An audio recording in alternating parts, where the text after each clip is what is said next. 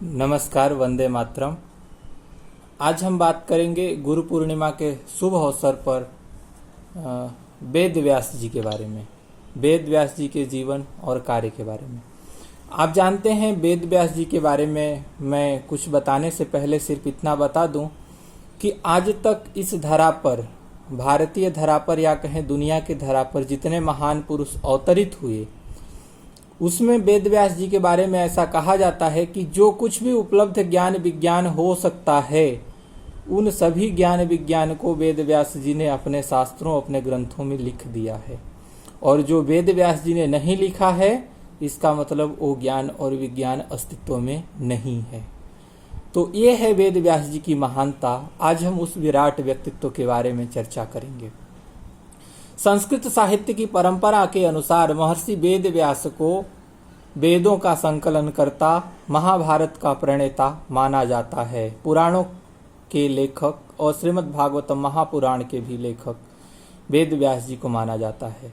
महर्षि वेद व्यास जी को आदि व्यक्तित्व हैं, आदि कृतित्व हैं, ऐसा उनके बारे में कहा जाता है। उनके बारे में कहा जाता है कि अध्ययन के, अध्यात्म और साधना के वो सिद्ध पुरुष हैं और मनन की मनीषा से संपन्न हैं।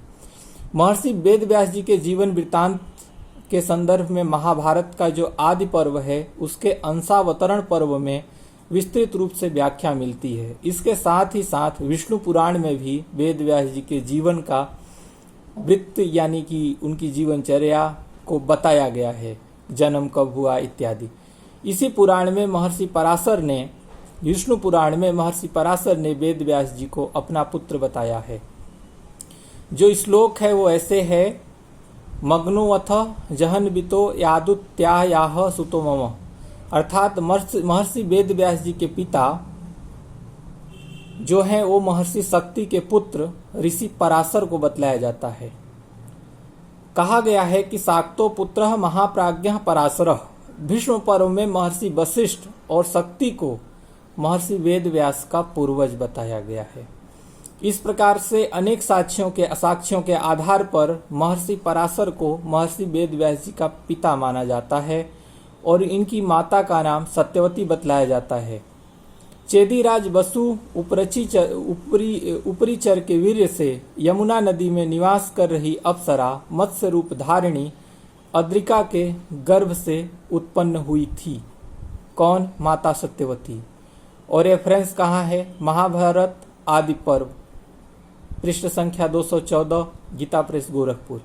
मल्लाहों के राजा दासराज के द्वारा जन्म काल से ही इनका रक्षण पोषण हुआ। वह पिता के सहयोग के लिए ही यमुना जी में नाव चलाया करती थी। एक दिन तीर्थाटन करते वक्त महर्षि पराशर ने उन्हें देखा और ऐसा कहा जाता है कि अतिशय रूप और सौंदर्य संपन्न सत्यवती पर आसक्त हो गए। हालांकि उसके पीछे का रहस्य कुछ और है। वो आसक्त इसीलिए हुए क्योंकि उनके गर्भ से वेद व्यास जी का जन्म होना था और समागम की उन्होंने याचना की। सत्यवती की समस्त आपत्तियों का समाधान कर उनके साथ समागम किया, जिसके परिणाम स्वरूप वेद व्यास जी उत्पन्न हुए। अब बात यह होती है कि उन्होंने आपत्तियां क्या की, तो उसके संदर्भ में मैं आगे आपको बताऊंगा। इस प्रकार महर्षि पराशर के द्वारा सत्यवती, माता सत्यवती के गर्भ से वेद व्यास जी का जन्म हुआ। वो जो कि कृष्ण देवपायन के नाम से जाने जाते हैं। वेदों के व्यास अर्थात विस्तार या संकलन करने के कारण ही उनको व्यास कहा गया।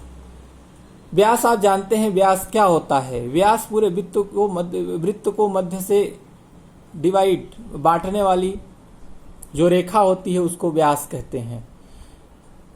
तो इसके संदर्भ में एक सूत्र है स्मृतियों में, महाभारत आदि पर्व में ही ये बात कही गई है, विव्यासः वेदान यस्मात् स तस्मात् व्यास इति स्मृति। व्यास जी साधना की भूमि हिमालय चले गए और हिमालय पर ही बद्री में यानी कि बद्रीनाथ में, बद्रिका आश्रम में, जहाँ पे बद्रिका आश्रम था, इन्होंने समस्त ज्ञान साधना किया। इसीलिए इन्हीं महर्षि वेद व्यास को बादरायण कहा जाता है। आप लोग जानते हैं कि वेदांत दर्शन जो वेदांत सूत्र है, वेदांत सूत्र की रचना इन्होंने ही किया है वादरायण नाम से। तो महर्षि व्यास द्वारा प्रणीत वेदांत सूत्र भी बादरायण सूत्र के नाम से लोक में विख्यात हुआ और वो महर्षि वेद व्यास जी के द्वारा ही प्रणीत है, रचित है। काले होने के कारण यानी सांवले होने के कारण इनको कृष्ण कहा जाता है और यमुना के द्वीप में छोड़ दिए गए, इसीलिए इनको द्योपायन कहा जाता है, या द्वीप प्रदेश में वास करने के कारण इनको द्योपायन कहा जाता है। विष्णु पुराण में एक अन्यत्र श्लोक में भी व्यास जी को सत्यवती का पुत्र कहा गया है। वहां ऐसा कहा गया है, किमर्थ मागता युवमिति सत्यवती सुतः, अर्थात महाभारत के आदि पर्व के प्रथम अध्याय में भी महर्षि वेद व्यास जी को सत्यवती नंदन और पराशर का पुत्र कहा गया है। यह श्लोक मैं आपके समक्ष रखता हूँ। तपसा ब्रह्मचर्येण व्यस्यस्य वेदम सनातनम इतिहासमिमं चक्रे पुण्यम सत्यवती सुतः पराशर आत्मजो विद्वान ब्रह्म ऋषि संस्थिति व्रतः तदाख्यान वरिष्ठम स कृत्वा द्वैपायनः प्रभु। अर्थात इस प्रकार अनेक साक्ष्यों से स्थापित होता है कि महर्षि वेद व्यास जी माता सत्यवती और पराशर मुनि के पुत्र को माना जा सकता है या माना जाएगा, या वो थे। महाभारत के प्रणेता और वेदों के संकलनकर्ता महर्षि वेद व्यास जी का जो जीवन है वो कहीं न कहीं महाभारत के प्रधान केंद्र के रूप में भी है। कौरवों और पांडवों के वो दादा माने जाते हैं। कृष्ण द्वैपायन मुनि की माता सत्यवती ने जब जन्म के उपरांत व्यास मुनि को द्वीप में छोड़ा तो उन्होंने माता से कहा कि आवश्यकता पड़ने पर जब आप स्मरण करोगी माँ तो मैं आपके समक्ष उपस्थित हो जाऊंगा। महर्षि वेद व्यास की माता सत्यवती ही कौरवों और पांडवों की प्रपितामही थी। राजा शंतनु से विवाह के पश्चात माता सत्यवती को 2 पुत्र उत्पन्न हुए, चित्रांगद और विचित्रवीर्य। जब कुछ समय उपरांत राजा शंतनु और चित्रांगद की मृत्यु हो गई तो उसके पश्चात राजा विचित्रवीर्य भी निसंतान मृत्यु को प्राप्त हो गए। तो माता सत्यवती ने विचित्रवीर्य की भार्याओं से पुत्र प्राप्ति के लिए ज्येष्ठ पुत्र महर्षि वेद व्यास का स्मरण किया। महर्षि व्यास के नियोग से, नियोग क्या है किसी दिन हम आपको बताएंगे। नियोग को लेकर बहुत सारी मूर्खतापूर्ण धारणाएं समाज में व्याप्त हैं। किसी दिन हम आपको नियोग के बारे में विस्तार से बताएंगे, उसकी वैज्ञानिकता, उसकी परंपरा, उसकी लोक परंपरा, उसके बारे में बताएंगे। तो व्यास मुनि के नियोग से अंबिका और अंबालिका के गर्भ से क्रमशः धृतराष्ट्र और महाबली पांडु का जन्म हुआ। महर्षि व्यास के द्वारा ही एक और स्त्री थी, दासी स्त्री थी, जिनके गर्भ से महाज्ञानी विदुर जी का जन्म हुआ। ऐसा कहा जाता है, इनको संदर्भ में महाभारत में एक श्लोक है, कृष्ण द्वैपायने जज्ञे धृतराष्ट्रो जनेश्वर क्षेत्रे विचित्रवीर्यस्य पांडुश्चैव महाबलः धर्मार्थ कुशलो श्रीमान मेधावी धूतकल्मषः विद्रोह शूद्र योनिस्तु यज्ञे द्वैपायना दपि। इस प्रकार महर्षि व्यास का संबंध महाभारत के सभी पात्रों से आता है। परंतु महाभारत के कर्ता महर्षि वेद व्यास जी के इस व्यास शब्द को लेकर भी विचारकों आलोचकों में अनेक मतभेद प्राप्त हुए। वेदों का संकलन, वर्गीकरण, पुराणों एवं उपपुराणों के अतिरिक्त पंचम वेद महाभारत की रचना करने वाले एक ही वेद व्यास हैं या अलग अलग वेद व्यास हैं, इसको लेकर भिन्न भिन्न मान्यताएं हैं। वायु और पद्म पुराण में प्रतिपादित किया गया है कि ब्रह्म स्वयं ही प्रत्येक द्वापर युग में, जब भगवान ब्रह्मा या ब्रह्म स्वयं ही प्रत्येक द्वापर युग में व्यास का रूप धारण करके 4 लाख श्लोकों वाले पुराण की रचना करते हैं। इसको स्थापित करते हुए एक और श्लोक है, प्रवृत्ति सर्वशास्त्राणाम पुराणस्य भवत्तदा कालेना ग्रहणं दृष्ट्वा पुराणस्य तदा विभु व्यास रूपस्तदा ब्रह्म संग्रहार्थे युगे युगे अचतुर्लक्षम प्रमाणेन द्वापरो जगो। विष्णु पुराण में भी प्रत्येक द्वापर में भगवान विष्णु को व्यास के रूप में अवतीर्ण होने का वर्णन मिलता है। द्वापरे विष्णु व्यास रूपी महामुने वेद में कम सुबहुधा करुते जगते हित। तो विष्णु पुराण में भी प्राचीन 28 व्यासों का वर्णन चारों युग के अनुसार किया गया है। प्रत्येक द्वापर युग में भगवान विष्णु व्यास जी के रूप में द्वापर युग में भगवान विष्णु व्यास के रूप में अवतरित होते हैं और समस्त प्राणी जगत कल्याण के लिए वेदों को अनेक भागों में विभक्त कर संकलित करते हैं और सरल बना देते हैं। जो भगवान स्वरूप मधुसूदन वेदों के अनेक भागों में विभक्त करते हैं उनका नाम ही वेद व्यास पड़ता है। ये सब जो मैंने बातें कही इसका संदर्भ महाभारत, आदि पर्व, वायु पुराण, पद्म पुराण, ठीक है, पद्म पुराण का श्रीपति खंड, विष्णु पुराण इत्यादि से लिया गया है। इस प्रकार यह कहा जा सकता है कि वेद व्यास जी वही हैं जिनके पूर्वज वशिष्ठ, शक्ति, पराशर हैं। उनका व्यक्तित्व तो निसंदेह वंदनीय और विशाल होगा, लेकिन वेद व्यास जी के एक और अनेक होने को लेकर मतांतर समाज में व्याप्त हैं। और कुछ विद्वान ऐसा मानते हैं कि वेद व्यास जी एक नहीं थे, बल्कि एक पदवी या अधिकार का नाम है। आचार्य शंकराचार्य वेदानृत सुत्त भाष्य के अनुसार कहते हैं कि प्राचीन वेदाचार्य द्वापर और कलयुग के संधि काल के में भगवान विष्णु के आदेश से कृष्णदेवपायन के रूप में पुनः अद्भुत हुए थे। कुछ विदेशी विद्वानों का व्यास जी को लेकर क्या मान्यता है उनको वर्णन करना मैं उचित नहीं समझता, हालांकि हमारे पास उपलब्ध है। लेकिन अब विदेशी अंग्रेज व्यास जी के बारे में क्या कह रहे हैं उनके आधार पर हम व्यास जी का निर्धारण करेंगे, तो इसीलिए मैं ये बात नहीं कह रहा हूं। मैंने शंकराचार्य जी का उदाहरण आपको दे दिया। अब उमाशंकर दीक्षित, पंडित उमाशंकर दीक्षित के शब्दों में मैं आपको बता दूं, वो कह रहे हैं कि व्यास के अस्तित्व पर संदेह प्रकट करना भारतीयों के लिए कलंक होगा। वह काल्पनिक नहीं थे, अपितु एक ऐतिहासिक पुरुष थे। महर्षि वेद व्यास का नाम तो वैदिक साहित्य के अनेक ग्रंथों में, ब्राह्मण में, आरण्यक में, गृह सूत्रों में देखने को मिलता है। इस प्रकार विभिन्न मतों को देखते हुए ऐसा माना जाता है कि ये सारी रचनाएं करने वाले एक ही व्यक्ति हैं, ऐसा भी कुछ विद्वानों का मान्यता है। महर्षि वेद व्यास के व्यक्तित्व को असाधारण माना जाता है। यह कहा जाता है कि महाभारत जैसे महाकाव्य की रचना करने वाला व्यक्ति कोई साधारण हो नहीं सकता है, तो सामान्य सी बात है, क्योंकि वेद व्यास जी ने अपने शास्त्रों में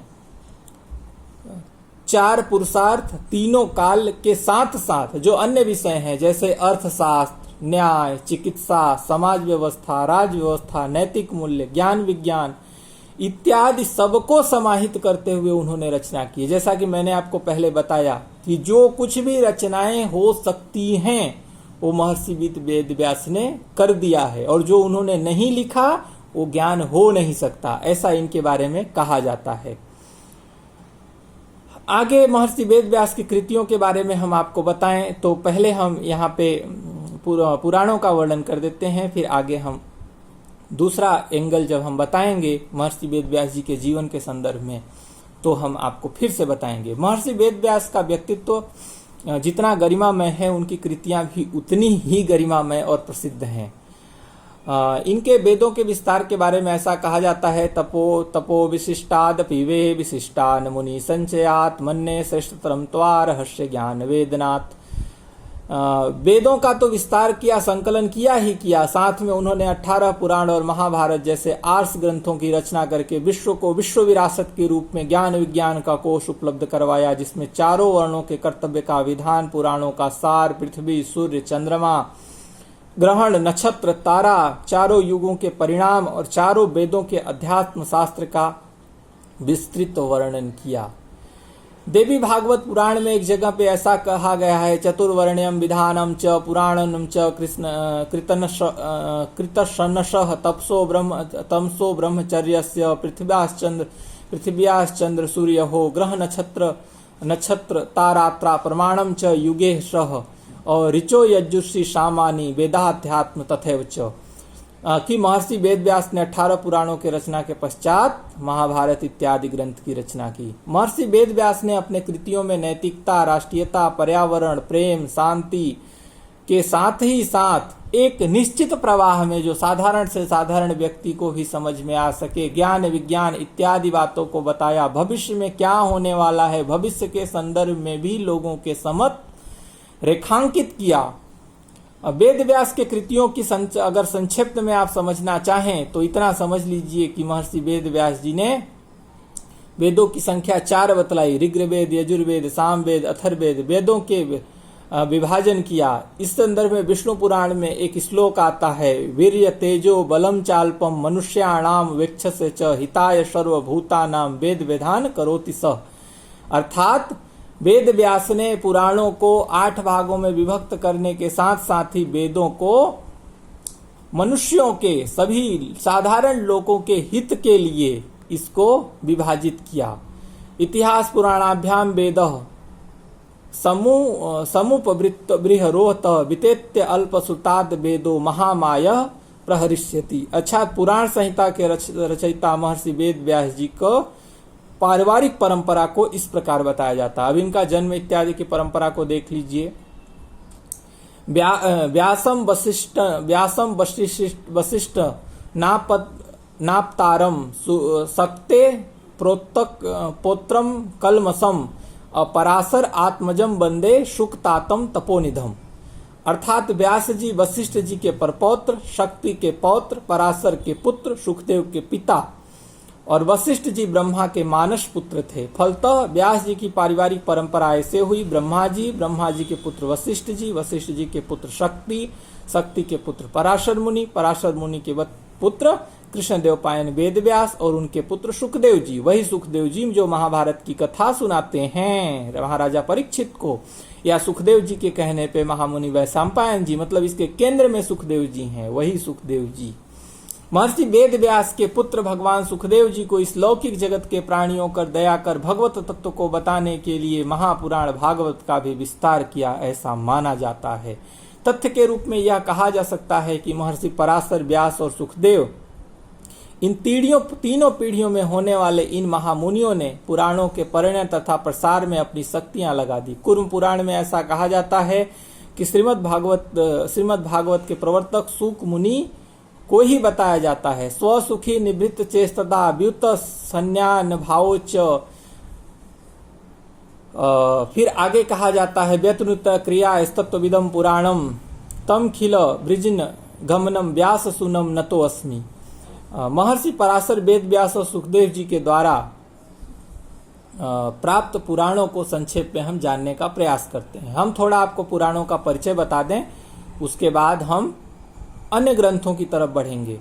पुराण का प्रधान लक्ष्य सर्ग या सृष्टि और सृष्टि के संबंध के विज्ञान से है। जिस प्रकार से किसी प्रकार से मूल तत्व में सृष्टि हुई, उसका विकास हुआ, उनमें उनके गौरवशाली व्यक्तियों का अपना महत्व संपन्न चरित्र को प्रदर्शित करने के लिए पुराणों की रचना की जाती है। अंत में सृष्टि के मूल तत्व में विलीन होने से प्रलय हो गया तो सृष्टि की प्रवाहमान धारा है, यह कहा जा सकता है। सृष्टि तत्व का प्रतिपादन ही पुराण का मुख्य तात्पर्य अभिप्राय है। इस मुख्यता की दृष्टि से पुराणों के क्रम पर ध्यान देने से उसका औचित्य स्वतः ही अभिव्यक्त हो जाता है। जब आप पुराण को थोड़ा ध्यान से देखेंगे तो सृष्टि के विषय में प्रथम जिज्ञासा उत्पन्न होती है और इस ब्रह्मांड की रचना किसने की। इस जिज्ञासा के तहत तैत्तिरीय संहिता में स्पष्ट रूप से कहा गया है कि ब्रह्म भावत स्वयं, अर्थात सृष्टि के कार्य के लिए ब्रह्म ही ब्रह्मा के रूप में उत्पन्न हुए। इसीलिए सृष्टि का जो मूल है वही ब्रह्म है और इसके आदिकर्ता और निर्देश के लिए ब्रह्म पुराण का नाम इस सूची में सर्वप्रथम आता है। अब ब्रह्मा की उत्पत्ति के विषय में जिज्ञासा होना स्वाभाविक है, तो उसका उत्तर हमें पद्म पुराण से प्राप्त होता है। अर्थात ब्रह्म का उदय पद्म के कमल से हुआ। फिर प्रश्न उठा कि यह कमल कहाँ था, तो विष्णु पुराण के द्वारा प्रतिपादित विष्णु की नाभि में ही वह कमल था जिससे ब्रह्मा उत्पन्न हुए। तो ब्रह्मा ने घोर तपस्या की और फलस्वरूप नवनूतन सृष्टि का निर्माण किया।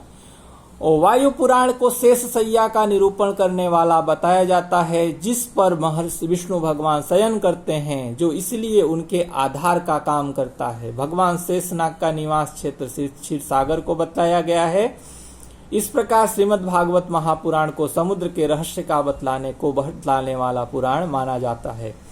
वैज्ञानिक दृष्टि से इसमें समुद्र शास्त्र के गुण रहस्यों को बताने का प्रयत्न किया गया है। महर्षि नारद भगवान विष्णु के भक्त हैं, इसी कारण इस पुराण का नाम नारद पुराण रखना उचित माना गया। अब तक सृष्टि के विकास की रचना बनाई गई, जिसमें 6 पुराणों को क्रमशः बताया गया। अब जब आगे बढ़ते हैं तो परंतु सृष्टि के चक्र विषय में यह प्रश्न उठता है कि यह चक्र किसकी प्रेरणा से सतत घूमता रहता है। तो इसके लिए अनेक मत प्रस्तुत किए गए कि प्रकृति ही इस विश्व की मूल प्रेरक शक्ति है। तो सप्तम पुराण जो लिखा गया उसको मार्कंडेय पुराण कहते हैं, भी इसी मत का प्रतिपादन करता है। प्रत्येक जीव में प्राण और संपूर्ण ब्रह्मांड में अग्नि क्रियाशील होकर संपूर्ण जीव और जगत को प्रेरणा देती है। तो संपूर्ण ब्रह्मांड में अग्नि क्रियाशील होकर जब जीव जगत को प्रेरणा देती है तो इसको प्रतिपादित करने के लिए अग्नि पुराण का रचना हुआ। अग्नि मुख्य रूप से सूर्य के ऊपर आधारित है और सूर्य के प्रेरणा शक्ति से ही कार्य करता है, और वेदों में सूर्य की शक्ति की सूर्य को सृष्टि की आत्मा बतलाया गया है, और सृष्टि के निर्माण में सूर्य की महत्ता सर्वातिशायी है। इसीलिए सूर्य की महिमा का प्रतिपादन नवम पुराण भविष्य पुराण में किया गया है।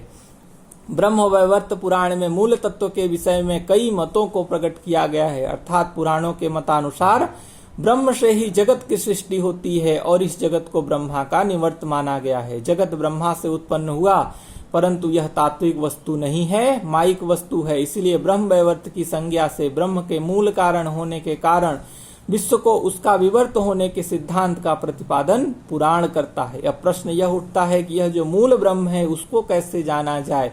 जीव अपने मंगल कामना से निमित्त होकर किस प्रकार उपासना करे कि यह मूल ब्रह्म को जाना जाए। तो इन प्रश्नों का उत्तर देने के लिए अपशिष्ट पदार्थों के द्वारा ब्रह्म और शिव और विष्णु, ब्रह्मा की शिव तथा विष्णु ही प्रख्यात सगुण अभिव्यक्तियां हैं। तो जब इन दोनों को अनेक रूप में प्रकट हुआ करते हैं तो जिन्हें अवतार की संज्ञा दी जाती है, तो इस संदर्भ में एकादश पुराण, लिंग पुराण तथा 12वां स्कंद पुराण शिव के साथ संबंध रखता है। वराह, वामन, कुर्म और मत्स्य, ये 4 अवतार भगवान विष्णु को जो सृष्टि तत्वों में विशिष्ट रूप से संबंधित हैं, उनसे संबंधित हैं। श्रीमद् भागवत के इस विषय में स्पष्ट कथन है कि जैसे कि कहा गया है, मर्त्यावतारम खलु मृत्य शिक्षणम रक्षो बाधव न केवलम विभु। मृत्य पुराण भगवान विष्णु का व्यापक रूप से अवतार न केवल राक्षसों के वध के लिए होता है, अपितु मृत्यों के शिक्षण के लिए भी होता है। मृत्य शिक्षण की प्रधान दिशा भव जंजाल से परे होकर आनंदमयी मुक्ति की उपलब्धि है। अंतिम 2 पुराणों के संबंध में जीव जंतुओं की गतिविधि है।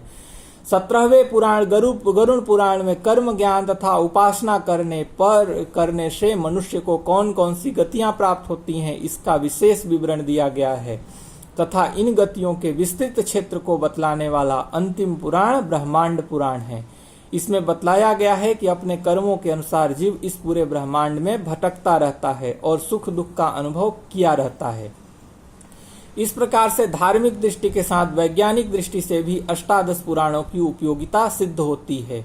पुराण भारतीय संस्कृति और साहित्य के महत्वपूर्ण अंग के रूप में विद्यमान है। उपनिषदों में इसे पंचम वेद का स्थान दिया गया है। नामः वा ऋग्वेदो यजुर्वेदः सामवेद अथर्वणः चतुर्थ इतिहास पुराण पंचमो वेदानाम वेदः। इस प्रकार याज्ञवल्क्य की स्मृति के में भी चतुर्दश विद्याओं में पुराण विद्या को सम्मिलित किया गया है। पुराण न्याय मीमांसा धर्मशास्त्र मिश्रिता वेदा स्थानानि विद्यानम धर्मस्य चतुर्दश। महाभारत के अनुसार पुराण ही श्रुतियों के अर्थ को प्रकाशित कर उनका विस्तार शरद पूर्णिमा की चंद्रमा के समान करते हुए पुराण पूर्ण चंद्रेण श्रुतिज्योत्सना प्रकाशित इस रूप में करते हैं। तो ये पुराणों का महत्व हुआ।